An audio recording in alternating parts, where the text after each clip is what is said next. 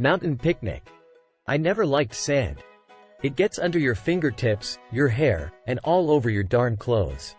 My mother is constantly telling me to brush that filth off my dress, but it is impossible in this desert town. As Adam and I are walking up the path, I can feel the sand digging in between my toes.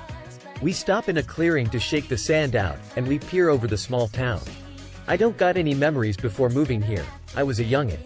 When we arrived, Mother had gone to work in the saloon. In exchange, the owner let us sleep in the back with the potatoes during the night. My sickly little sister came soon after. My whole life has been devoted to church, the saloon, and my sister. But one thing I was not devoted to was Adam. Adam devoted himself to me. Adam grew up down the way, in the apartment over the town store. His was one of the few families in town that could afford every meal. He always wanted to get out of the small town and see the world. He stopped in his tracks and stared off into the distance. "What's wrong?" I asked. "Nothing, just saw a pretty bird." The wrinkles next to his eyes crinkled. He took off his cowboy hat and swiped the sweat off his forehead. I meant to ask, "What is in that basket you brought, darlin'?" He turned and had that stupid smirk on his face. "You can see when we get to the top. Until then, no peekin'," I laughed. "I guess we will have to go a little faster then." He takes off running and laughing. Adam puts his hand on top of his hat, so the rush of wind does not blow it off. "Hey! You know I can't run in this darn dress." I start running with him, away from everything else behind us.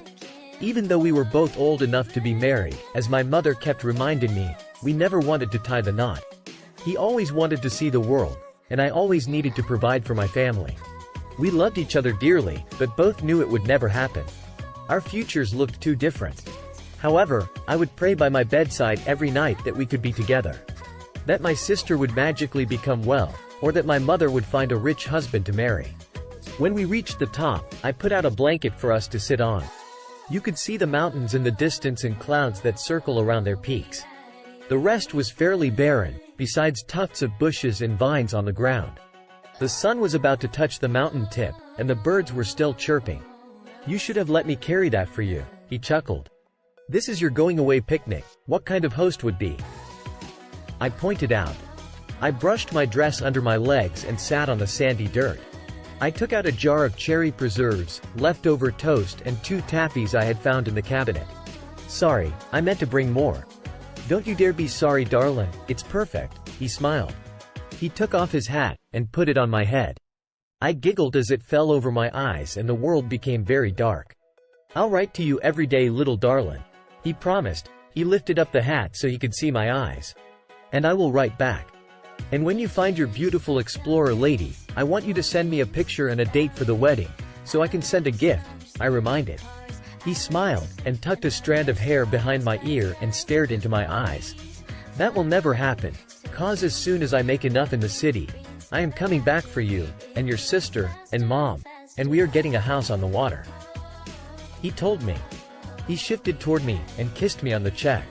"I don't want to leave you, desert flower," he murmured. I smiled and stroked his hair. It was blonde and curly, and a little unkempt. His eyes were siren blue like the ocean I had only heard about in stories. We sat in silence and ate our toast and taffies. It was a comfortable silence, the type you search for your entire life. Everything felt still, quiet and peaceful as we looked out at the view. He put his head on my lap, and I continued to stroke his hair. My fingers wrapped around his curls like little rings. His breathing began to match mine. We watched as the sun set into the mountains. "What do you think the stars talk about?" I asked. Adam laughed. "What do you mean, darling? Don't you think they talk, with all that twinkling they do?" "They must love to joke." Adam sat up, looked me straight in the eye. "Maybe they talk about how funny that blue planet looks," he suggested. "Perhaps, or maybe they talking about how loud that damn saloon gets," I exclaimed toward the sky. Adam laughed again, running his hand through his hair. "What time is your train tomorrow?" I asked. "I'll be at the station at 9:45. My heart sunk, knowing that by noon, Adam would be gone. "Y'all packed?" "I guess," he shrugged. "I hope you forget all about this darn town," I told him. "Yeah, but, never forgetting you, Lizabelle." He smiled, and I smiled back. I put my head on his shoulder and almost fell asleep. We carefully trudged down the mountain. Adam insisted on holding the basket on our way down, claiming he needed the exercise. By the time we got back, the saloon was getting rowdy. The door kept swinging from the excessive banging on the counters. Adam turned and held both of my hands in his. "I'll write every day, and I'll be back before you know it," he told me. He kissed my forehead and walked back to his house down the way. Then it was silent again, but not the comfortable kind of silent, the kind of silent that you wish would go away.